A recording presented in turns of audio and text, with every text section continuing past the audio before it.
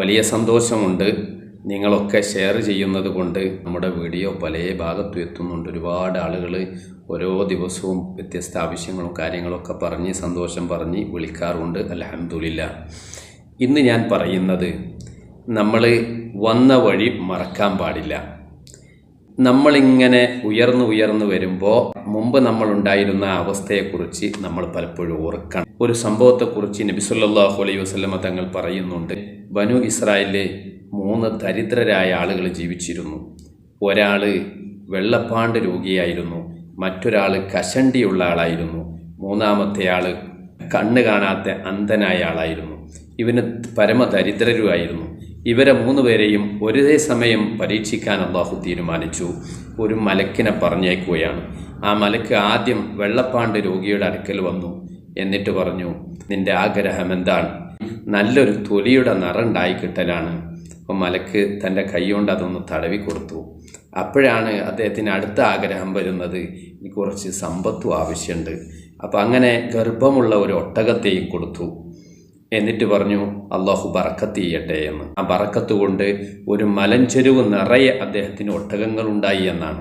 രണ്ടാമത്തെ ആള് കഷണ്ടിയുള്ള ആളായിരുന്നു. മലക്ക് ഒന്ന് തടവി കൊടുക്കുന്നു, നല്ല മുടി വരുന്നു, ജീവിക്കാൻ ഗർഭമുള്ള ഒരു പശുവിനെ കൊടുത്തു. ആ പശുവിൽ അല്ലാഹു ബറക്കത്ത് ചെയ്ത് കൊടുത്തു. ഒരു മലഞ്ചെരുവ് നിറയെ പശുക്കളുണ്ടായി. മൂന്നാമത് കണ്ണ് കാണാത്ത അന്ധൻ്റെ അടുക്കൽ ചെന്നു. അദ്ദേഹത്തോട് ചോദിച്ചപ്പോൾ സ്വാഭാവികമായും കണ്ണ് കാണണമെന്ന് പറഞ്ഞു. തടവി കൊടുത്തു, കണ്ണിന് കാഴ്ച ലഭിച്ചു. ഒരു ഗർഭമുള്ള ആടിനെ കൊടുത്തു, അദ്ദേഹത്തിലും ബറക്കത്ത് കൊടുത്തു. അങ്ങനെ ഒരു മലഞ്ചെരുവ് നിറയെ ആടുകൾ അദ്ദേഹത്തിനുണ്ടായി. ചുരുക്കി പറഞ്ഞാൽ പരീക്ഷണം വരികയാണ്. ഇവർ സമ്പന്നരായി, അതുപോലെ നല്ല സൗന്ദര്യമുള്ള ആളുകളുമായി. വീണ്ടും ഇതേ മലക്കിനെ അല്ലാഹു പറഞ്ഞയക്കുന്നു. ആദ്യം വെള്ളപ്പാണ്ട് രോഗിയുടെ അടുക്കൽ വരുന്നു. ഇന്ന് അദ്ദേഹം വലിയ സ്റ്റാൻഡേർഡിൽ ജീവിക്കുകയാണ്. അദ്ദേഹത്തോട് പറഞ്ഞു, ഞാനിങ്ങനെ ഒരു വഴിയാത്ര പോവുകയാണ്, എനിക്ക് പലതും നഷ്ടപ്പെട്ടു പോയി, അതുകൊണ്ട് എന്തെങ്കിലും നിങ്ങൾ അല്ലാഹുവിൻ്റെ പേരിൽ സഹായിക്കണമെന്ന് പറഞ്ഞു.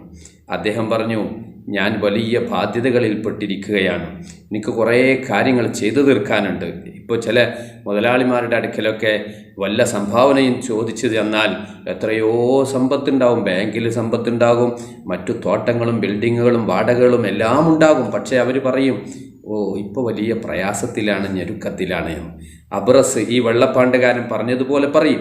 അപ്പോൾ അദ്ദേഹം പറഞ്ഞു, അപ്പോൾ അദ്ദേഹത്തോട് ഇദ്ദേഹം പറയാം, നിങ്ങളെനിക്ക് മുമ്പ് പരിചയമുണ്ട്, നിങ്ങൾ ഒരു വെള്ളപ്പാണ്ട് പിടിച്ച പട്ടിണി കിടന്നിരുന്ന ഒരാളല്ലായിരുന്നോ? അല്ലാഹു നിങ്ങൾക്ക് ഇതൊക്കെ നിയമത്തൊക്കെ തന്നില്ലേ?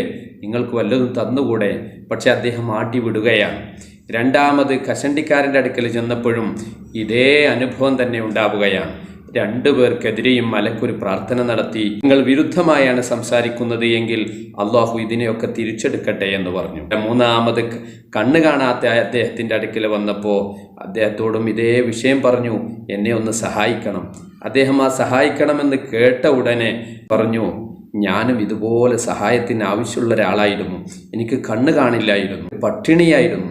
അങ്ങനെ പടച്ച റബ്ബ് എനിക്കിതൊക്കെ തന്നു, അൽഹംദുലില്ലാഹ്. അതുകൊണ്ട് നിനക്ക് എത്രയാണോ വേണ്ടത് നീ എടുത്തോ എന്ന് പറഞ്ഞു.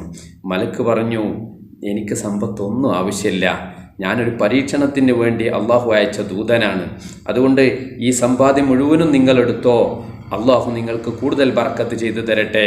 അങ്ങനെ ബനു ഇസ്രായേലിലെ ആ 3-ൽ 2 പേരും നശിച്ചു പോവുകയും ഒരാൾ മാത്രം വിജയിക്കുകയും ചെയ്തു. പ്രിയപ്പെട്ടവരെ, നമ്മൾ വന്ന വഴി മറക്കരുത് എന്ന് പറഞ്ഞാൽ, മനുഷ്യന് 3 ഘട്ടങ്ങളാണ് ജീവിതത്തിലുള്ളത്. അവൻ്റെ ശൈശവം, യൗവനം, വാർദ്ധക്യം. ഈ പ്രധാനപ്പെട്ട 3 ഘട്ടങ്ങളിൽ 2 ഘട്ടങ്ങളും നമ്മൾ മറ്റുള്ളവരെ ആശ്രയിച്ച് ജീവിക്കുന്നവരാണ്.